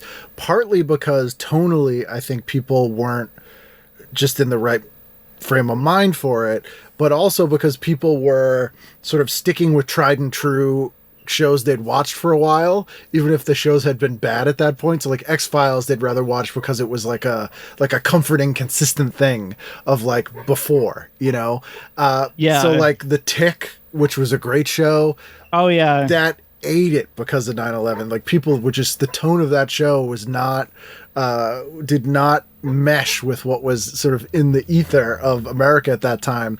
I think same with Dark Angel. I think same with a show like Keen Eddie, which was on at the same time. Like they were new shows that really suffered from people sort of reverting back to a comfort show thing and not looking for anything remotely challenging or new because of just which is understandable. Yeah, I think like the only thing that broke out this season was 24 for obvious right. reasons. People just wanted to see people tortured. That's a good transition to my next pick. After Dark Angel on Fox, Pasadena. Do you remember this show at all? Not at all. I think I missed this whole show. So this is another one of my big endorsements. This was a sort of an attempt to revive like the nighttime soap. Not so much in like the Melrose Place style, but kind of the more, I guess, like 70s, 80s style. Falcon Crest Dynasty kind of thing. Yeah, this was sort of like if Dynasty was Twin Peaks. So it's about like a teenage girl. she's a member of like this powerful family in Pasadena who like runs the newspaper, and she's like unraveling the mystery of like a murder that happened at her family's estate. And this was a show that was like way too dark for post 9/11. The pilot was directed by Diane Keaton, who directed Twin Peaks episode. The worst Twin Peaks episodes. Definitely not one of the great ones. It was definitely like, this is my big audition to show everything I can do as a director. Yeah. Forget about the story, but the story wasn't great at that point anyway. Dana Delaney was one of the leads. Oh, and I love she her. seemed to, she seemed to be really into this show, even like years after it was canceled. She hosted a marathon of it on SoapNet. Oh, on SoapNet. I was going to say, is that a trio brilliant but canceled, but SoapNet? SoapNet, yeah. So I always thought that was, I have like the DVD burned of like the marathon that my parents recorded for me when it was on in like 2005, and it has her really like over enthusiastic. Like it just seemed like, wow, like she's a professional actor and she's really into this. But she had been through that journey a bunch of times, like with China Beach, which, you know, won an Emmy like a year after it had aired, and was one of those like, oh yeah. And even like Wild Palms she was in, which also kind of had that sort of same thing. So I feel like she was just like prepped for that to be her television career forever. Yeah, her good taste, I think, undid her, maybe. Let's see. You can stream it. I want to mention you can stream it on CTV, the Canadian. Oh, yeah. If you have your VPN network, which I do. Yes. So, I highly recommend this show. It was created by Mike White, who got a lot of buzz recently with like the show The White Lotus on HBO. Right. So he worked on Freaks and Geeks and then Dawson's Creek and then presumably this show. To me, this is his best work. So I'm giving the hard sell for this show. You know, Pasadena, Dynasty, and Twin Peaks. I think one of the best performances of Mark Valley's career on this show. Former guest, right? Yes. Oh, yeah. Mark's great. King Eddie himself. So send him my regards. Tell him, you know, I'm one of the few Pasadena fans out there. I shall. And I'm still working on getting Dana Delaney on the show. So at some point that may happen. And I will have to binge Pasadena before so that we can discuss it. I think you would really earn her goodwill by doing that. Okay. It seems like she's a viable get because it seems all she does on Twitter is like tweet about whatever old movie she's watching. So yes. I feel like she's down to have a conversation. She occasionally will compliment me on there, which is always insane to me. She's actually very good friends with Bob Saget. Oh, really? That's weird. Yeah, because Bob's sister, Gay Saget, died of scleroderma, and he made a TV movie about her, and Dana Delaney played his sister, and he directed it and wrote it. And so she does a lot of stuff for like the Scleroderma Foundation with him and stuff. Yeah, that's awesome. And she's a amazing actor. Oh, yeah. And just super nice and funny and just like also really down to earth seeming. Yeah, which is pretty rare. So what are we at, like 8 episodes of that probably? I think they only aired like 2 or 3, and then you couldn't see the rest of it until like later when it was on SoapNet. So this is like a extremely forgotten show, and I was when everyone was getting excited about The White Lotus recently, like I was just dying for someone to talk Pasadena with me, and okay. No one would. So, well, listeners, if you liked Pasadena, we'll have a support group from Pasadena. Yeah, that would be amazing. I would love that. I do want to mention too, at 9:00, Cherry Falls is premiering, and this was it was not a made-for-TV movie. It was supposed to be a theatrical release, and this was directed by an Australian guy. I think it's the guy who did the movie Valentine. I can't remember his name, but the twist on this movie, this was a slasher movie, but the twist on this movie was the killer only kills virgins. So they like flipped the script there, with this one. Yeah, that's a great concept. So all the kids in this town were trying to do like a little darlings lose their virginity so they didn't get murdered by this person. And Brittany Murphy's in it. She's really weird in it, but in a great way. Michael Biehn is in it. He plays like I think he's her dad, and he's like the sheriff in the town. And then it's a spoiler alert for a 21-year-old movie, but the killer ends up being Jay Moore. And it's actually a pretty fun, lost, fairly smart in the wake of Scream sort of knowing slasher movie. And again, I think because of either Columbine or not, it was one of those things where they were like, we don't want to put this movie out. So it languished on the shelf for a while and then premiered on TV, but it was meant to be a theatrical movie. So this was the premiere. It later came out in a double feature DVD set with an anthology made for USA movie starring John Ritter called Terror Tract. That was about basically like haunted tract housing. I mean, two cinema classics for the price of one. Yes. So I thought I'd mention that because that movie is worth watching if you have not seen Cherry Falls. But your 10 o'clock pick, this is the one you were... Oh, I can't. This is a big one for me also. Once and Again on ABC. Which you've mentioned to me before, right? You've mentioned that. I have, yes. Yeah. I feel like, my whole reason for writing a book, publishing a book, being born is to get on TV Guidance Counselor. So I finally have someone to talk to about these shows that no one remembers, and also to spread the word. So have you watched any of this, Ken? No, is it streaming anywhere now? It is definitely not. Okay. Anywhere.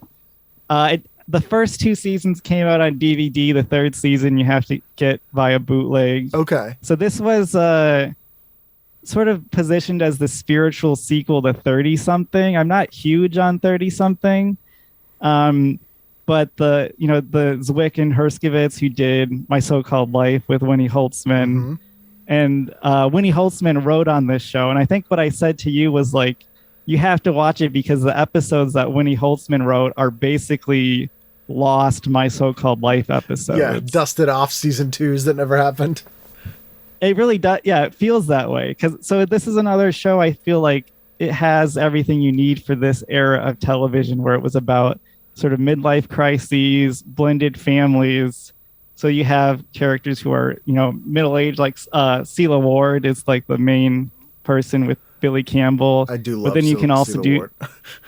Yeah, and she's amazing in this. Rocketeer himself, Billy Campbell. Of Crime Story. The TV's own Billy Campbell. This is a genre I facetiously call like the serene adult drama or like the white people show. Right. Not that it has to have just white people. And, that's sort of what prestige TV was before the 2000s. Yeah. Sisters is one that I would think of. So speaking of Sela Ward, like Sisters. Yeah, exactly. Just these shows that are about, small scale, small stakes drama where the characters are like, sort of quietly but fully developed, where there's not like big character defining moments or introductions. Like characters, you really live with the characters, I think, in a way that you don't in TV shows anymore.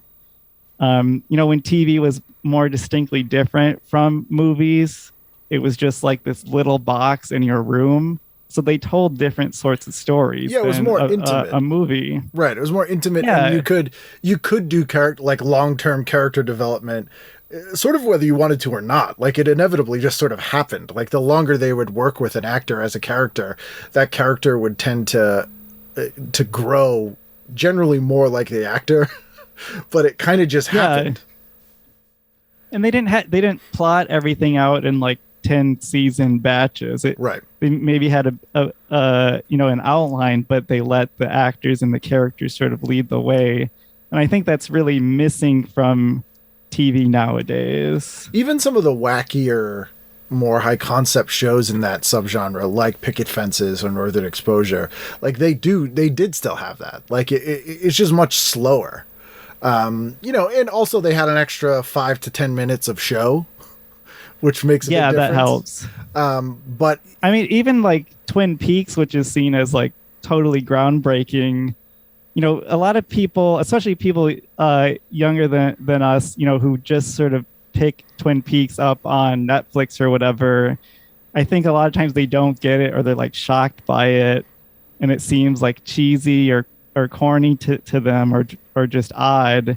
I think they don't really appreciate how well the show is playing within established TV conventions. And that's what makes like the parts that break out of that so powerful.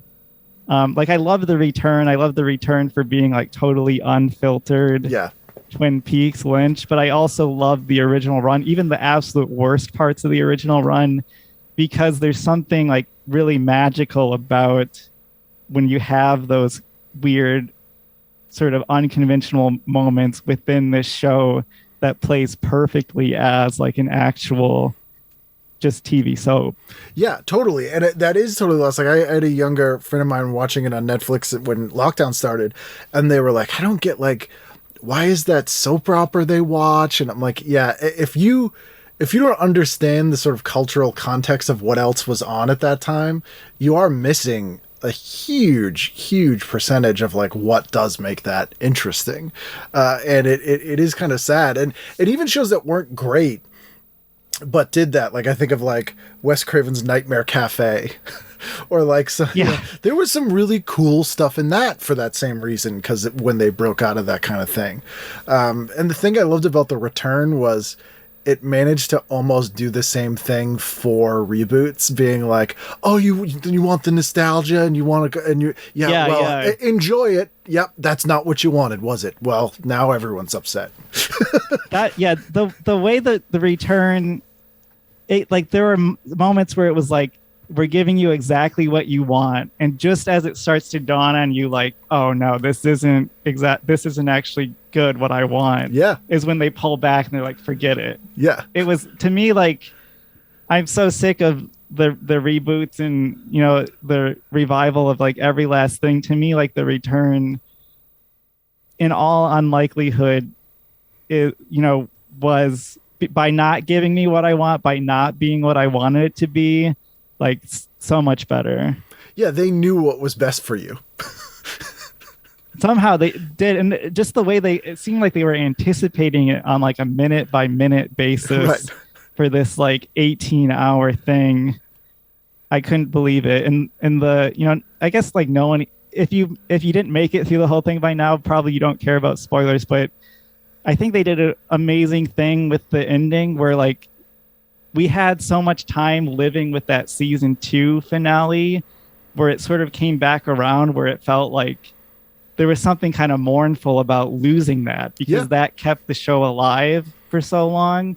And then they give you something even better than that and even more painful than that at the very end of the Return, so that the show gets to keep living. And they're like, but they're also kind of damning you for making that happen. Like, look what you did to them, because you demanded this. They're so much worse off now. Yeah. Oh yeah. I mean, there's something about that. Just the pure imagery of it is like so perfectly mournful, and you know, just true to the original show. It's like, it's just lights going off in a house. There's nothing special about it. I think, you know, people who would just think like David Lynch is, you know, he's just weird. It's just weird imagery. He's just that like, 2-star Blue Velvet guy. Yeah, he's just that 2-star Blue Velvet guy. It's, you know, it's that mundanity, that powerful mundanity that he manages in that last scene. I also want to say, because people always downplay Mark Frost. Mark Frost was also an equal partner. Oh yeah, in the creation of Twin Peaks. Yeah, so much of that was stuff he added, and it also benefited from the fact that even though it wasn't on a long time or necessarily have that many episodes, the character development of week to week with the time in between episodes, which does pass and does sort of add to the character development, because now you're sitting with the character and the events for a week. So you're not binging things, which does make character grow. Like it sort of the in-between does add to a character rather than just binging a thing, which is to the thing we've kind of been talking about the whole time here, which is that big difference between TV and movies. It even is just in the way you consume it makes the characters different. So in a movie, the character has to go through a very immediate arc so that you have a story that is fully told in that time. Which is a much different thing than sitting with a character for months and months. Yeah, I think that's exactly right. And that's why I was so happy that they didn't just dump all of the return in a weekend. But and again, just to bag on like our new age of prestige TV, like when you had the whole character arc planned out from beginning to end, season by season, it's a disservice to the actors on one sense, in addition to a disservice to the viewer who doesn't get to develop that relationship with the characters. But that's just me speaking, who like my best friends in childhood were TV characters. Same. So I'm probably like partial to that view of TV. Yeah, no, we're on the same page there. So as you know, to wrap up here, TV Guide is not just informative, has opinions, and it cheers and it cheers. And this also has the new feature Worth Repeating, which they had ripped off from Entertainment Weekly, which is quotes from that week, which I don't know if you have in front of you, but I kind of want to read a couple of them to see if you can guess who the quote is from. Yeah, I don't have that in front of me. Okay. And I don't remember seeing this page. So here's one that says, I went back and forth in that closet more times than Anne Heche. I mean, I obviously know the reference, but I have no idea who's like Jay Leno. It's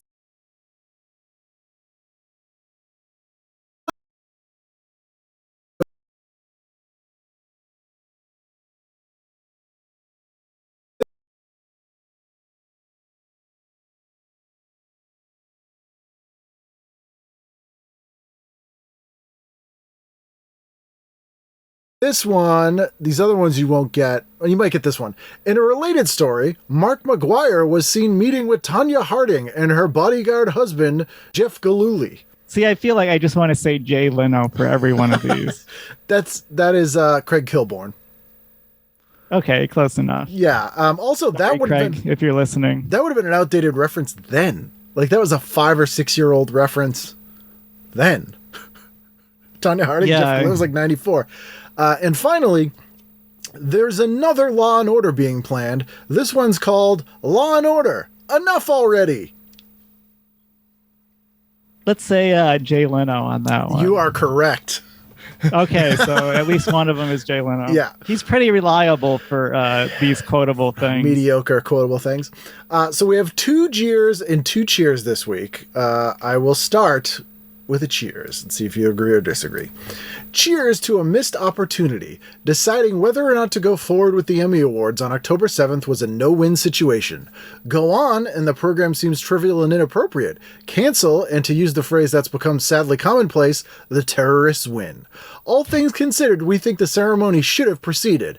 No, Hollywood was not in a partying mood. Who is these days? And security issues might have kept some nominees from attending, but people all across the country are struggling to live their lives as normally as possible, despite no small amount of trepidation, we might add. Would winners have felt silly accepting an award during a time of crisis? Perhaps, but it's nothing a little humility couldn't have fixed. Award shows are always a bit silly, even under the best of circumstances, and that's one of the reasons we watch. Those who phoned in their regrets, however, understandable or well-intended, bypassed a real chance to display a national unity that truly would have been worthy of congratulations. I mean, that was definitely a tough time. I don't know what I would do in that situation if I were in charge of the Emmys. It seems like there's maybe a little like Hollywood narcissism there of like, we can't get all our actors together because then the terrorists are going to attack. Right. I feel like you can't really jeer someone too hard for, weeks after 9/11, not really feeling up to the party spirit. Yeah, because this is also kind of like, come on, monkeys, you should have danced for us so we can feel better. Yeah, heal us. Yeah, so I'm kind of indifferent on this one because I could kind of see both sides, but it is interesting reading this in light of the last 2 years and how people have approached these sorts of things during the pandemic, and sort of been more understanding of not having things, but also haven't. Like, it's a weird parallel. That one I'm confused by. Cheers to finding a sense of humor. After a tenuous and unfunny season premiere September 29th, NBC's Saturday Night Live was back on track October 6th. Will Ferrell reprised his George Bush routine, a bit kinder and gentler, but no less amusing, and Anna Gasteir's impersonation of a newly and barely gracious Joan Rivers horning into the Emmys pre-show was the best laugh we've had in weeks. SNL even managed to poke some fun at today's rampant patriotism, with Ferrell playing a businessman in a board meeting wearing little more than a flag-colored short shorts. And longtime SNL fans got a special kick during Weekend Update when Tina Fey's report on shark attacks was interrupted by a knock on the door, the familiar Jaws music, and the glorious words, "Candygram." They didn't even have candygrams anymore, Faye said. Fortunately, Chevy Chase hasn't lost his touch, or his land shark costume. The skit was further proof that SNL is back in the funny business. I mean, I don't know if I was watching a lot of SNL by this point. I guess like that's one of the, like, these monkeys at Saturday Night Live did dance for us. Yes. So hats off to them. And they rolled out one of the original casts, so I feel better because I'm old. Yeah. Oh yeah. That's definitely the TV guide writer demographic for sure. Then we have a Jeers to hack work. ABC's Alias has cast convicted computer hacker Kevin Mitnick as a CIA computer agent for the October 28th episode. Mitnick, you might recall, eluded the FBI and U.S. Marshals for 3 years before being apprehended and serving 5 years in prison for causing millions of dollars in damages to corporate and university computer systems. Mitnick has said he simply wanted to know, quote, the ins and outs of computer security. He was released in January 2000. We're all for second chances, but glorifying a serious crime is tasteless at best. Here's what Alias creator and executive producer JJ Abrams said about Mitnick, quote, though a law-abiding citizen myself, I've always been a fan of Kevin's renegade spirit and sense of genius and curiosity. Unquote. We doubt the federal investigators who spent 3 years chasing Mitnick share Abrams' love for his, quote, renegade spirit. So this sounds like Susan Stewart is guest writing this jeer. I don't remember this at all, and I actually rewatched all of Alias in the last year, and I didn't know anything about this guy. I must have watched this episode, but casting like a real hacker as a hacker, because also, like, who gives a shit about corporate computer hacking? Yeah, I guess, like, I don't know. I find the tone of condemnation a little bit of a head scratcher there. I guess, maybe we had a different view towards computer hacking right after 9/11, but I feel like, we would have loved for 9/11 to be about a computer getting hacked, right? So yeah. And like, especially after 9/11, like, you're complaining about a computer hacker.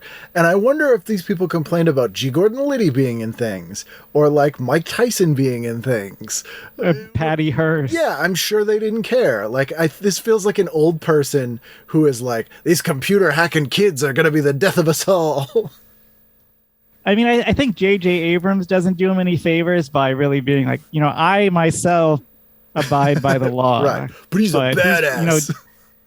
JJ's always looking out for himself. Of course, which has served him well. And finally, cheers to 100 guests and the ego big enough to handle them all. Bravo's Inside the Actors Studio celebrated the 100-guest milestone October 14th with a 2-hour special that included 1 hour of clips and a new hour featuring Gene Hackman, a great choice. And we especially enjoyed the wicked impersonation by SNL's Will Ferrell of host James Lipton. Ferrell's Lipton, one of his better SNL gags, interviewed the real Lipton with the Bernard Pivot questionnaire, which has become a trademark of the series. We always suspected the elaborately pompous Egghead Lipton was in on his own joke, and now we know for sure. James Lipton is another one of those personalities of the era. I feel like that burned hot and fast. Little blip that everyone was like, yeah, and then like a year, and then no one cared. Yeah, I mean, I think he should just thank his lucky stars that he had his show before podcasts were a thing. 'Cause Yes. there's really no reason for him or the show to exist anymore. I feel like he's I don't know if this actually happened or he just seems like the type, but he seems like the type who would get outed as a creep. Yeah. But I don't think he did, though. I think he died before that happened. it's a smart move. And It's then- a really smart that's move. the move, and then no one cares anymore. Well, that is the week. Is there a place that people rather buy your book? Is there like a preferred place to go? Really, if they buy it anywhere, it's good. And it's It called? doesn't really matter to me. It's called The Heart of Junk. Like, yeah, I guess I should say, like, I'm a literary guy. I'm an author. I'm a smart, brainiac guy. But, TV is really my first love. And TV made me the person I am today. But I am a high-minded literary type as well. So you're getting the unvarnished Luke here. If you want to see, my professional side, you can, look up my my reviews or whatever in Publishers Weekly. I myself, But you can just buy it wherever. I myself am a law-abiding citizen, but I appreciate your high-minded literacy. Yes, exactly. Well, thank you so much for doing this. I'm glad that we got to do it. Yeah, I'm so glad this is a dream come true for me. This is the best podcast. Oh, thank you. It's the best. To me, it's more revealing than, as I said before, like the Paris Review interview series or the Playboy interviews, because I feel like you learn a lot about someone based on what they watched as a kid, as long as they weren't like those terrible monsters who didn't have cable. Yes, or we're just like, we didn't watch television in our home. Yeah, we watched PBS. Yeah. Forget that. Ugh. Well, thank you so much. Thanks a lot. Oh, baby, I see you in my TV set. Yeah, baby, I see you in my TV set. I cut your head off and put it in my TV set. So that's Luke. Great time talking to him. Buy his book, Heart of Junk. Also, if you know where Christopher Lowell is gone, you can let me know at ken@icanread.com or tvguidancecounselor@gmail.com or at Kenneth W. Reed or at TV Guidance or on our Patreon, where I just added some new tiers if you want to give us some money every month. But you don't have to do any of those things. I just appreciate that you're here. I appreciate that you've been here as we barrel towards episode 500 of the show, which is absolutely insane. But still doing it. So I'll be here next week, and I hope you will too, for that brand new edition of TV Guidance Counselor.